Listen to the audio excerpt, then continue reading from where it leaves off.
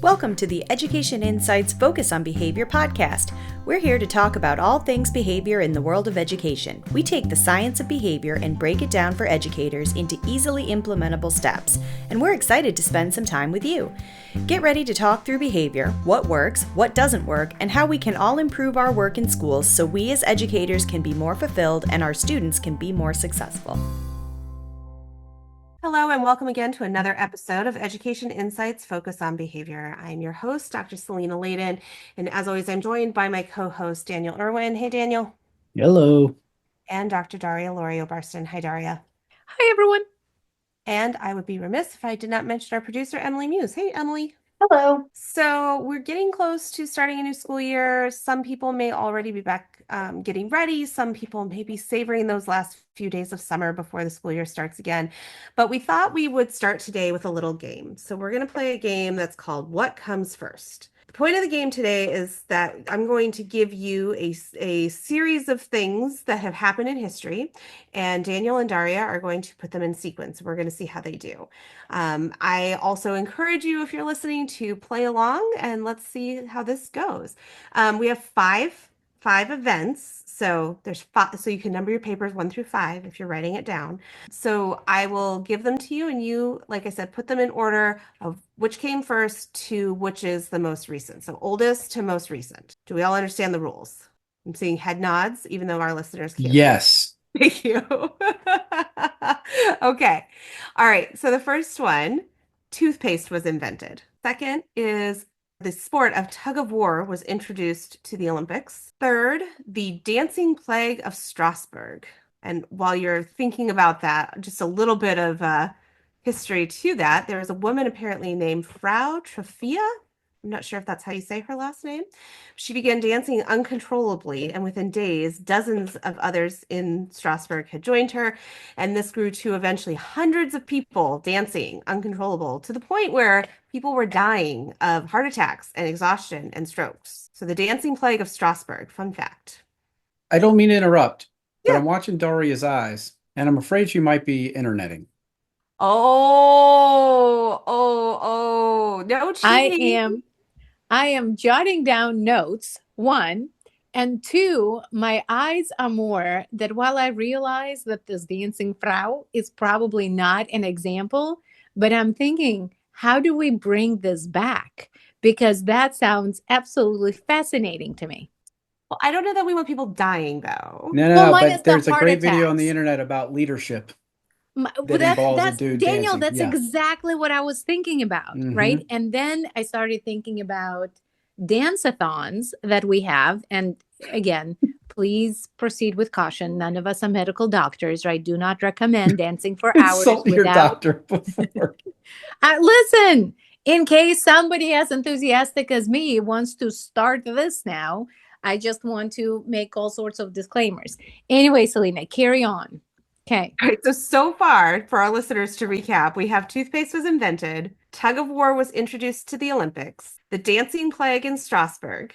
Number 4 is the last of the woolly mammoths died out. And last but not least, the company of Nintendo was founded. So just to recap one more time, toothpaste was invented, tug of war was introduced to the Olympics, the dancing plague of Strasbourg occurred, woolly mammoths became extinct, and Nintendo was founded. All right, Daniel, you won the last trivia. It was a group effort. These are hard. I feel like some of these are trick questions too. I agree. I mean, why? And I'm answering accordingly. Okay. It can't be easy. I need one more second. What was the last one? Nintendo. Yeah, Nintendo was founded. All right. Are you ready for my order? Sure. Is that how we're doing this? Sure. You go first. I'm going to go tug of war. I'm then going to go toothpaste. I then think the dancing plague, followed by the last of the woolly mammoth, followed by Nintendo. I'm happy to give you the years that I believe these things happened as well. Oh, I definitely want to hear that. Okay, I'm going to write them down in case any one of these is even remotely close. All right, tug of war, 1854. Toothpaste, 1897. Now I can't read what I wrote. The Dancing Plague, 1901. Woolly Mammoth, 1932. And then Nintendo, 1971. Okay. just in Dar- case. Daria, you're not required to give us the years. Those are bonus points. Well, that is I didn't very want to be comforting right to and then know. not actually get credit. So I wanted to say them out loud. Listen, that is comforting to know because I have so many questions about the actual years here. And I think the Nintendo is absolutely last. I think I agree there. I'm gonna go in reverse order just to confuse everybody. I'm really thinking about the woolly mammoth, and I just really don't know. So I think for me, then the dancing plague by the Frau seems like this would be around the time of the waltz. Because in my head, I'm just envisioning people like waltzing off into the sunsets, right? I didn't say what So kind of dance she was doing, I know, but in my but head, you like can attribute that. yes, like I'm thinking, I'm waltzing in my head over here. So okay, I think then I'm gonna go with a woolly mammoth, followed by the tug of war, and toothpaste being the oldest one. So just to Also, recap, you went no, toothpaste. okay, I changed my mind. Hold Oh, on, Selena. I'm going like this: tug of war first, then toothpaste, because one could have caused the other. You know, toothpaste could have been invented after a very extreme game of tug of war. Emily's Emily just is shaking shaking her her head. head. No, I she's know, it's all right. Followed by woolly mammoth, dancing plague, Nintendo. okay. None of us were right. Emily, would you So like to take a guess? No, because I looked up the answers already. Oh, you cheated. Okay. 100%. I was not invited to play, so I I apologize. looked at the answers.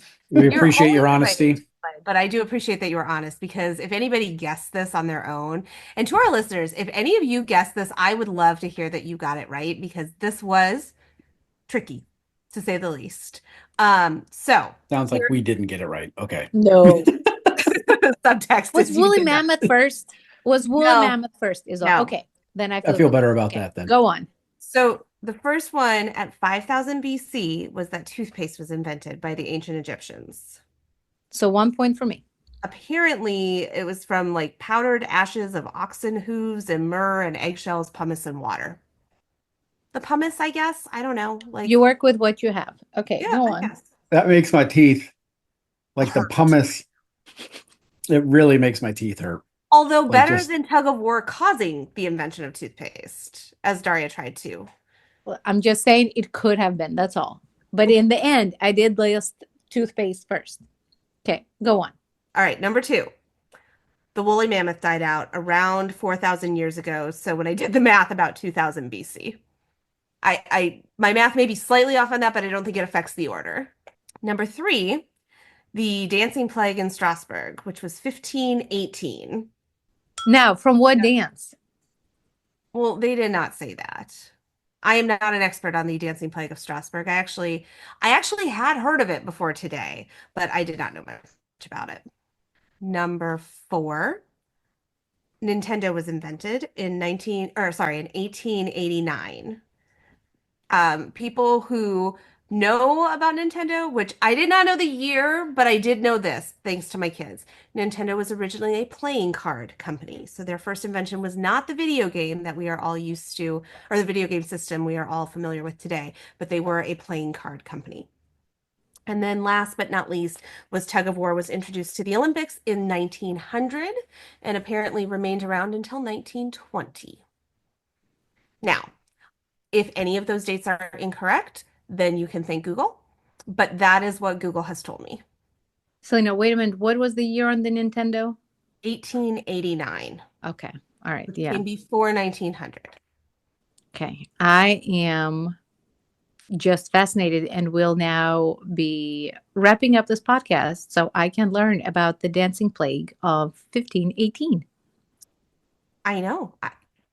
So I won't go into all of the details, but there are some theories about why it was created. So if you're curious, or why it happened. So if you're curious, I will let you Google that on your own. I think it's beyond the scope of this podcast. So that being said, nothing is beyond the scope of this so podcast. we don't need to dive into that. So I'm going to dive into it Oh, Daniel. in a later episode. In one of my rabbit holes, looking through my phone, I will. There's definitely behavioral components here. that we can There, capitalize on. there is no turning back because one of the working theories is that it was brought on by food poisoning caused by toxic products in the rye and grains, I've which heard of this. apparently That was is a the whole same thing. fungus that has been implicated in other major historical anomalies, including the Salem witch trials. That's where I heard it. Yep. All right. Oh. Podcast over. Great job, everybody. So let's go into today's episode. So today's episode is really about those opening days of school. So the first day of school, the first week of school, is the first, few weeks of school, which have nothing to do with dancing plagues. Hopefully, although dancing on the first day of school might be a fun thing to do. So if you are a new teacher or you're supporting a new teacher, I think this is a really important thing for you to kind of consider because as we probably all remember, those first couple days of school can be really overwhelming, especially if you haven't had that experience before or you're supporting someone who hasn't had that experience before. If you did your student teaching, you may not have actually been there for the first day of school. You may not have gotten to have that experience. And so how did the teacher set up that classroom so it functions in the way that we all hope that our classrooms will function? And so I think thinking about what are some of those first things that we should do when we're considering, our routines and our procedures and our classroom management in general. So I will open up the conversation to what are some of those first things we should be thinking about? I always like to think about the physical setup of the classroom, right? So, when coming in the door, does the classroom sort of send a message of what activities are happening where or what the expectations for the class are going to be? And so thinking about like a preschool or kindergarten or elementary school classroom, having your stuff right by the door so that when students come in, it denotes, okay, I'm here now. I take my coat and my backpack off and I go through sort of an arrival routine. For middle or high school, it might be the way desks are set up that might say we're going to be working in groups of 4 or we're going to be doing lecture style, right? It's all these little things that can sort of provide meaning and set expectations sort of just using without words, right? It sort of sends a meaning for what the expectations are going to be or what the class is going to be like.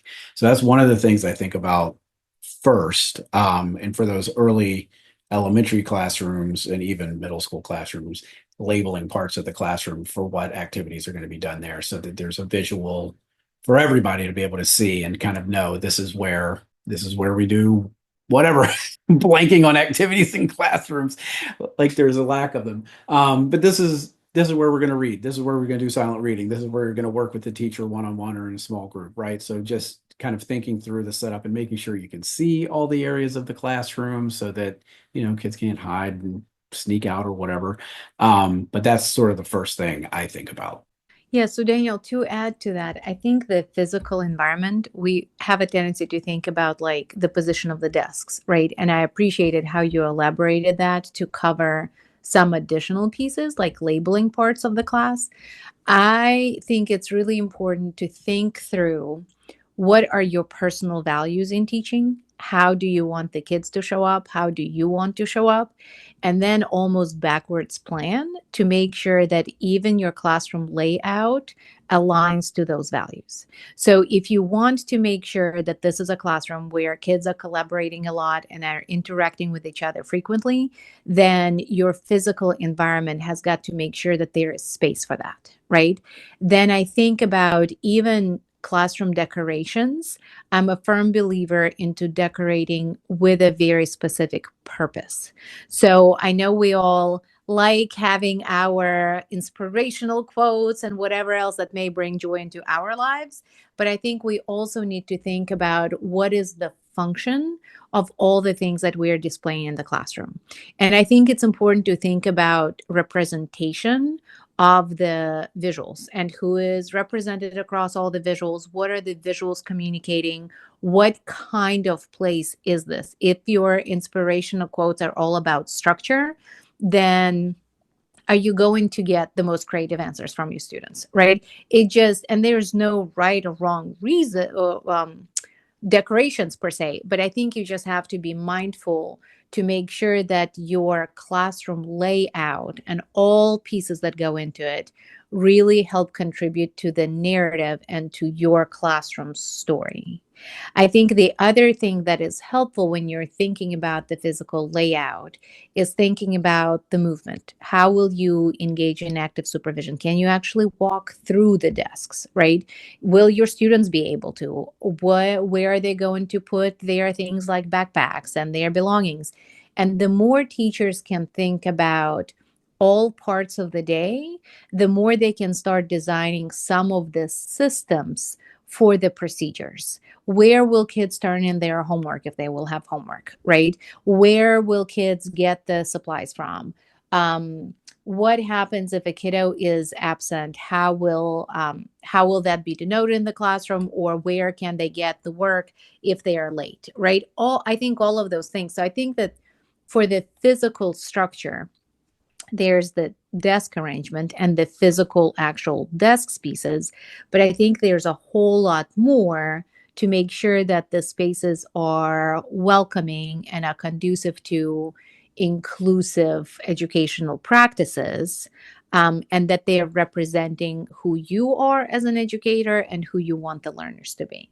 So I think that's a really broad category for just the physical structure. When, Selena, I think about your question about where do you start, right?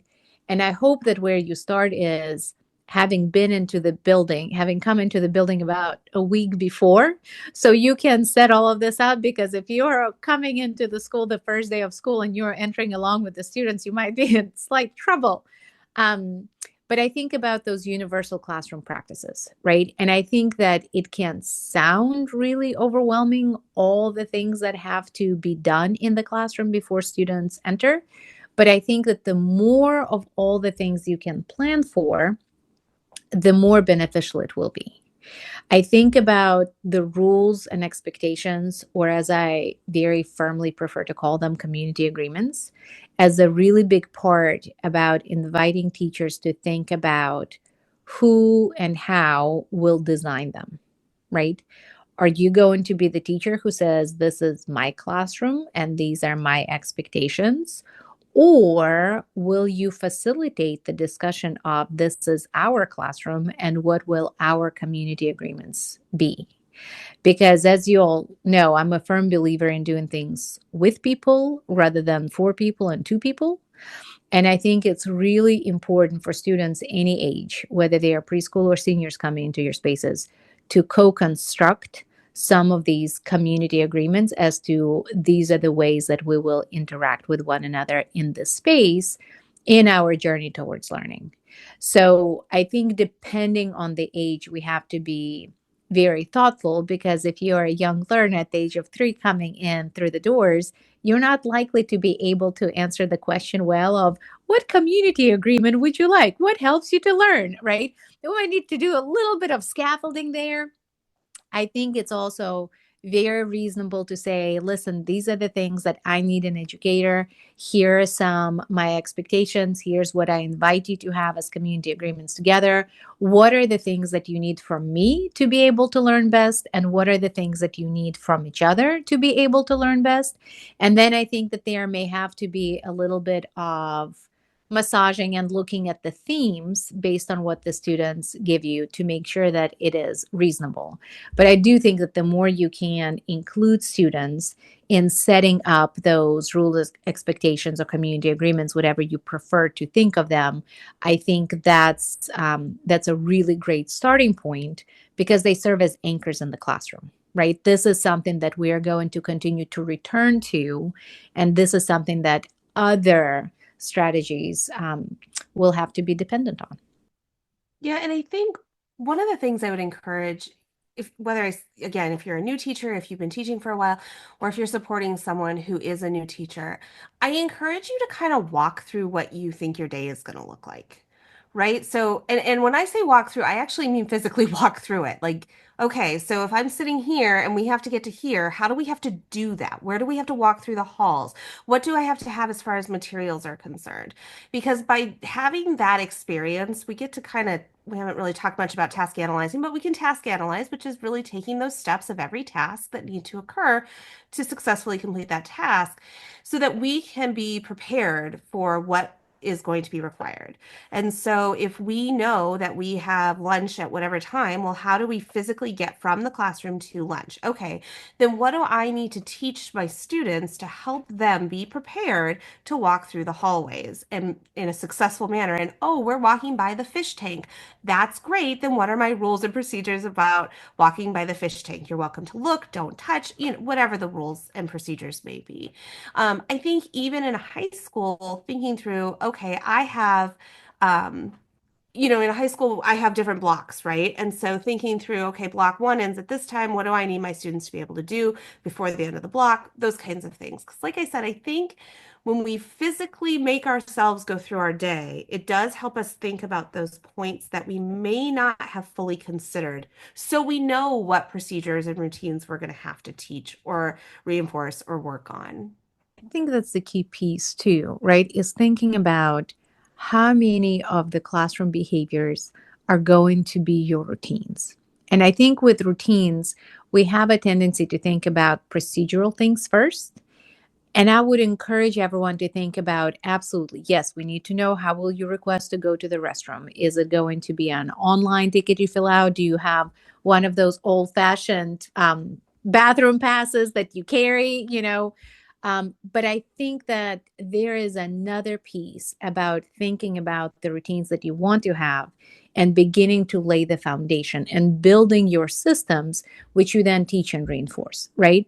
And when I think about that, I think about the effective routines. How will we interact with one another? What happens if we are meeting our community agreements? What happens if we are not, right? What do those routines look like? Because I think the more we can have routines in our classrooms, the more we are helping students learn that piece about being consistent, the more that environment becomes predictive, the more it brings the safety to students that they need in order to be able to focus on learning.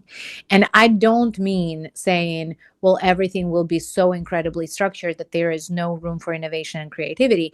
I think you can have routines to prime the brains for being creative, right?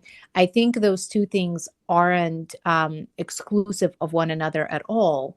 But I do think we need to start thinking about routines. What happens when somebody hurts somebody else's feelings, right? What is it that we do? Is this when we go straight into restorative questions with one another?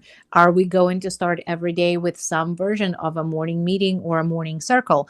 I think those things that we have to think about as you're walking through physically, Selena, as you're saying, I think you also may want to dream about if you were to close your eyes, what would things look like and sound like and feel like in the classroom to help start building these systems, right?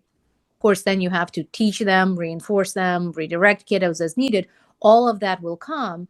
But I think if you don't have a clear vision of how you will be able to do all of those aspects, then I think it's when we run into trouble sometimes. Well, and I think your point is really well taken. It's some of those routines that we may not even intend to be there. So, for example, if you teach high school math, what is your expectation when students enter your room? And there's not necessarily a right or wrong answer, but your answer may not be the same as the English teacher next door. So it may be that when kids enter your room, you're okay with them standing around for 2 or 3 minutes while you get everything ready, and then you give some signal and class is going to start. Or you may totally not be okay with that and you want everyone in their seats. Whatever that's going to be, you're going to have to spend time teaching that. And I think one of the things that people make mistakes around is the older children get, the more we expect them to just know how to do without direct instruction to do it. And I think the big misnomer there is also the older children get, the more sets of expectations they have that can vary a lot by the instructor, right? Now I have, instead of one classroom teacher and some resource teachers who are in a very different setting, physical space, etc., I have 4 teachers, 7 teachers, depending on what classroom structure you have. When I was in high school, we didn't have block scheduling. So we had 7 classes a day. Well, every single one of my teachers had a different set of expectations, how we enter the room, where we put our stuff, were we allowed to sit wherever we wanted, or did we have assigned seats? Like, you don't just automatically know those things. And so I think we need to be conscientious that that instruction doesn't disappear just because kids get older and should know how to behave, so to speak. And I think it's really important, for at least for me, well, I think it's probably important for everybody, is like, as you plan through these things, is to, one, for me, write it down so that I am consistent in my expectations, because we vary, days change. And so having it written down for myself is an important thing so that I can kind of self-reflect a little bit. Am I maintaining my expectations across time? Additionally, what are those key things that students need to know so that I'm not reminding them all the time? So how am I, as Daria kind of said, like, what's the function of having this stuff on the wall? Some of it may be to remind of the routine. You're writing kind of the class agenda on the board, or having it up on the smart board or whatever at the start of class sets the stage for what we're going to be doing. But also it is that constant reminder to students that these are the expectations. They're presented to you. I don't have to spend a lot of time reviewing that unless I do, right? In some classrooms, you're going to have to do that. But they remain pretty steady. I think the other thing is, I kind of think through the beginning of the year and setting it up, is, yes, task analyzing through things and knowing that it's going to change, right? When you walk through your own schedule and sort of think it through and kind of plan for everything, there will be someone or someones or the whole group who come in and that plan is no longer the plan anymore. Or we're going to work to get to that plan, but we're starting from square one. So being able to be very planful and task analyzed and know that this may, probably will change, as far as, what students are coming in with. If they've already got some pre-established routines, especially for younger kids, capitalize on those, right? Like, we don't need to reinvent. An example, I had a teacher who really had a specific way of washing hands. And there was a kid who knew how to wash his hands, but did something in like the reverse order, like start the water, put the soap on, whatever. From a ending standpoint, didn't matter, right? His hands got clean, but you had a tough time coming to terms with him doing it a different way, and it became a whole thing.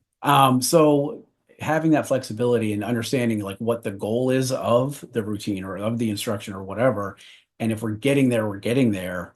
And are those skills that students are developing, are they generalizable? Are they going to be meaningful? And not just sort of this idiosyncratic kind of one-off, this is the thing I do in this classroom, right? Does it have bigger meaning outside of that? And are they using resources to become independent? Yeah. Well, and I think the other thing is, so if you have thought through the physical part of your classroom, right? You know what the layout is going to be. You have it all set up. It's communicating what you think it's communicating. And you have thought through all the procedures that you want to have, and you have thought about how you're going to teach them, right? I think before you say, good job, me, I think then you have to start thinking, and what exactly happens when live students walk through the doors, bringing all sorts of their wonderful ideas, life experiences, thoughts, perspectives, all of that, right? And so I think then you need to have a plan of, what will I do? What will be some of my routines? How do I foster that sense of community? How do I reinforce the behaviors that I am super thrilled to see the students engaging in? And on the flip side, you need to have a plan of, and what happens when my kiddos aren't doing what they should be doing, right? What's my plan for teaching or reteaching? Because Selena, to your point, if you are teaching 6 block and other 5 people before you have their different routines, it might be that you need to spend some additional teaching time to make sure that the students really completely understand. And in addition to that, you need to think about, so what happens when kiddos are not engaging in the behaviors that we are trying to foster, that we have set up the environment for, and all of those pieces, right? How will we respond to some of those trickier things of teaching when we are coming into contact with some of those interfering behaviors? So I think you've got to start building your systems of reinforcement on one hand and then response on the other. So will you have if you're in elementary setting, will you have a classroom jar where after so many marbles, something wonderful and magical happens in your classroom? How will you communicate your praise to students who are doing what they should be doing, right? How will you ask students to do those reinforcement surveys that we talked in our previous episodes, right? All of those pieces that go into acknowledging the phenomenal things that kids are doing, engaging in some of those celebrations, big and small, right? What is it that we're going to do? What will be our own routines with that acknowledgement system? What does that acknowledgement system look like so that everybody can access it, meaningfully participate in it, and that from the start, it is also being able to adjust to some differentiated needs that our students might have. And after you have set up all of your wonderful, magical reinforcement systems, you got to start thinking and planning for, and when things go slightly awry, right? How will we respond to that? Because our students need to see us be our consistent and calm and adult selves, so that when we are responding to some interfering behaviors, it's not the reactive, it's not we're letting the moment and our emotions hijack our behavior, but we are able to be very strategic that, again, our behavior, even in those less than fun moments of teaching, still align to our values and still align to our community agreements or the classroom rules and expectations. Daniel, I'm going to let you go, and then I have one other consideration that we need to pull into this conversation, but go ahead. Well, I was just going to say, to Daria's point of sort of, I think the reinforcement is sort of the fun thing to think about, right? Here's our expectations, here's how we're going to make it fun. And I certainly, I think it's very important to have that structure and sort of have a plan going in, that I know they're coming in with various backgrounds and this is how we're going to support it.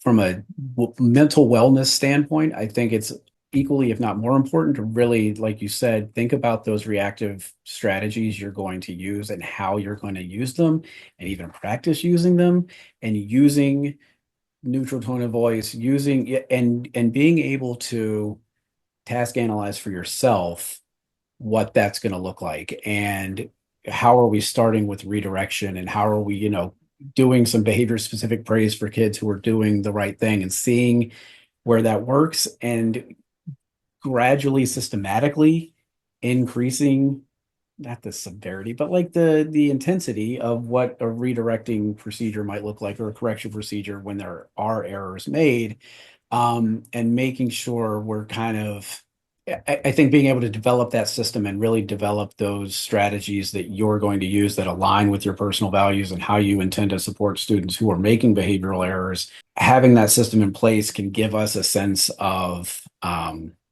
efficacy, because we're constantly kind of going back and saying, did I do this the right way? If it worked, great. What am I going to do? I can continue to do that next time. If it didn't, what did I miss? And so instead of, like you said, having those emotions that run high, especially kind of early in the school year, or if there's been pervasive things happening, emotions can kind of get to here.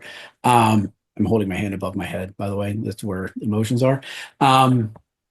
Being able to kind of take a systematic approach to your own behavior and response to some of the challenges that pop up really gives us an opportunity to reflect and revise how we're operating and what we're reinforcing, and approach it based on some of the data we've got, right? Not as sort of this big emotional response where you feel like you're kind of spinning your wheels. We can start ticking things off and figuring out what's working, what's not working, either with groups of students or individual students. So systematizing that, I think, is really critical and probably takes a while to kind of develop what that's going to look like for you. Yeah, and I think there's one other big factor that we haven't addressed, and I don't know that it bears a long conversation, but I do think it's an important factor, which is what is your building's expectations around behavior? And so, is your school system part of a PBIS system that has a either school-wide discipline procedures or school-wide positive behavior support procedures or whatever it may be called? Because I do think it's important to think about how are you going to incorporate whatever that may look like into your classroom. So if your school has some, reinforcement system of tickets or whatever it may be, you need to think about, so how does that fit into the work that I want to do and I want to accomplish, and how does that fit into what I'm allowing my students to help make decisions around, and some of those components, because you need to be aligned with that as well. Those systems only work when people are well aligned, and they work well when that happens, but we do need to consider that. And if you're supporting someone who's new to the school, I think it is important to take a moment and talk about, at this school, this is how we do this, and this is why, and we would really like for you to be part of that, and this is how you can contribute to that and those components, so that teachers don't feel like, well, now I'm being told exactly how I have to engage with my kids or discipline my students or the reinforcers they can use, because that's not the intent of any of that, but it can come across that way, I think, if you don't take the time to have that conversation. I think that alignment is really, really important, right? And I think, again, a lot this is a really heavy lift for the teachers. This is probably the hardest thing that you will do throughout your year. But if you thoughtfully spend a lot of time here before the kids ever enter, this will save you so much instructional time in the long run, right? And I think another thing that we have to think about as we are talking about how you will do the rules, expectations, community agreements, the kind of norms, rules of engagement, right? Whatever you're calling them. As we're thinking about these are going to be the routines, both procedural and effective, I think we also have to think about what are the scaffolded supports that my students might need as I'm trying to bring in their voices into co-constructing the spaces together.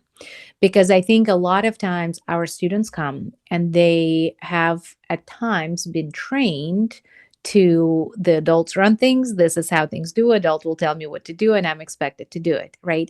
And if you're trying to pivot to saying this is our learning community that we get to define together, I think the students need some of the supports.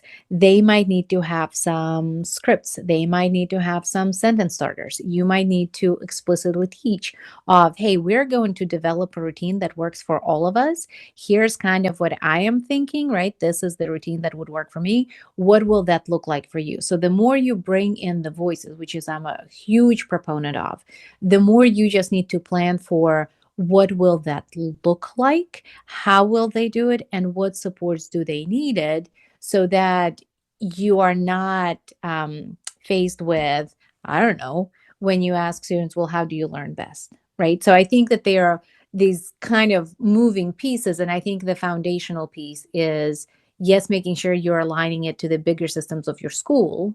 And then I think, kind of to summarize our conversation where it is, it's to have that physical structure of your classroom, to have those community agreements slash rules slash expectations, to think about reinforcing the behavior, to think about responding to behavior, to think about that student engagement and their opportunities to respond, and how to weave that into your systems to make sure that it is all cohesive, right?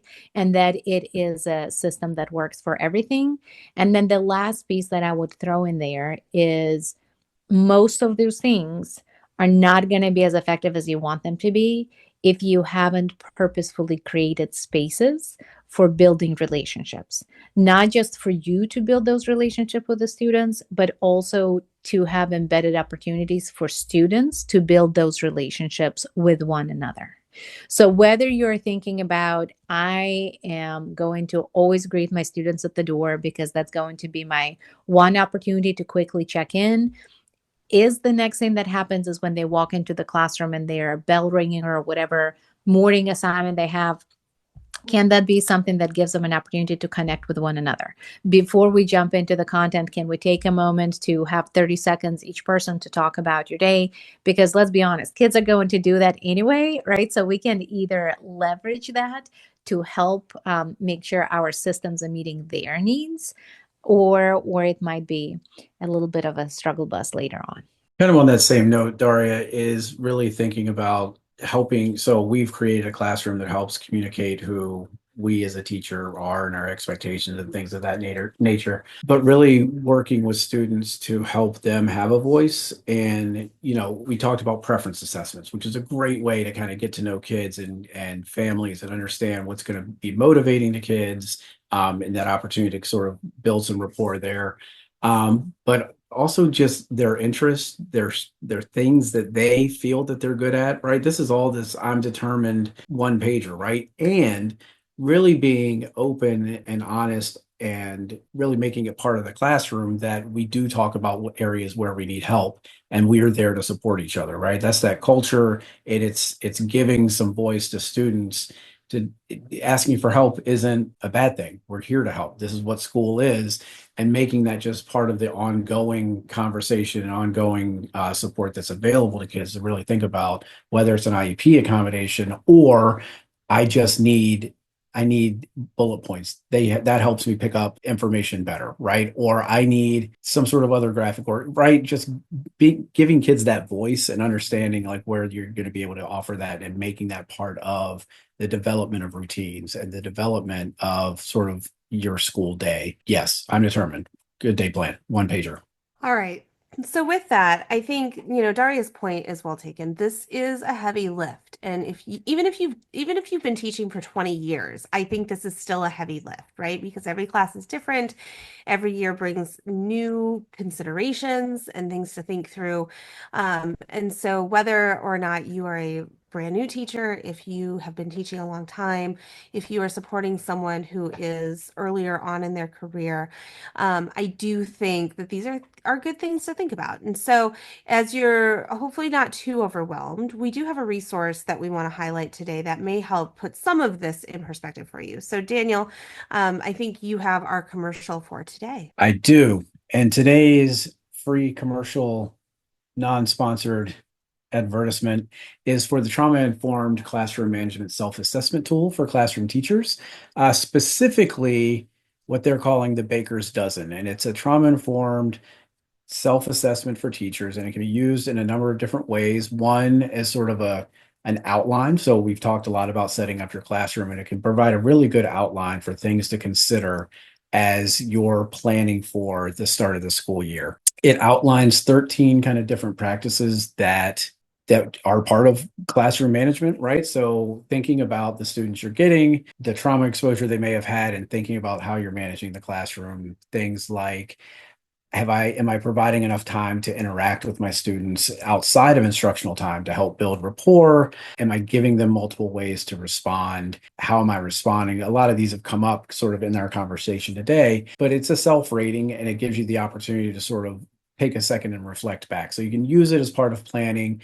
I think it could be really useful at the end of a week or end of a lesson to really sort of look back at what was successful, what wasn't, where maybe did you see some differences in this checklist and how do they compare? But I think it's a really good tool to just sort of provide that outline and think about how it's being used. It also goes into a little more detail in these mini checklists if you want to do a deeper dive into one of these 13 practices. But again, I think it's a good tool just for some self-reflection and planning around some of those really important class management strategies. Yeah, thank you. And, as Daniel said, this is one of those resources that's free. It's available on the internet. It comes from some good source material. We have no affiliation with the university or, anything surrounding that, but it's something that we found and thought might be helpful or useful.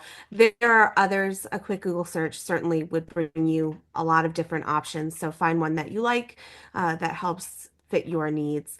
Emily will drop that in our show notes. So if you're interested in that one, in particular, you can access it there. So that brings us to the end of our episode today. Daria and Daniel, thank you so much for being with me today. Thank you. Thanks for having us. And thanks, Emily, for making your magic happen with all of these episodes. And thanks to all of you who gave us some time to listen and engage in this conversation. Yeah, and so to our listeners, we will see you on our next episode. Thanks for listening to Education Insights Focus on Behavior. We hope you enjoyed the conversation, and don't forget to subscribe so you never miss an episode. You can join the conversation by emailing us at cbis@odu.edu, visiting www.cbisva.org, or following us on Facebook, Instagram, X, or Blue Sky at CBISVA. Special thanks to the Virginia Department of Education for their support of this project.